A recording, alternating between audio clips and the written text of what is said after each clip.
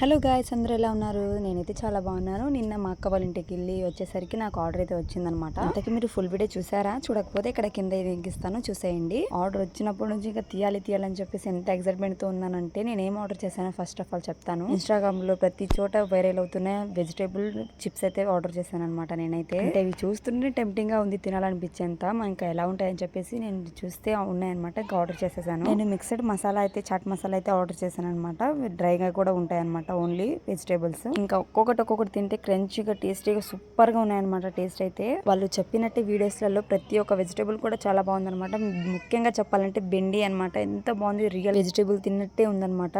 అంత క్రంచీగా ఉన్నాయి. మీకు కూడా కావాలనుకుంటే ఇంకెందుకు లేటు చేసేసుకోండి మీరు కూడా ఆర్డర్ అయితే.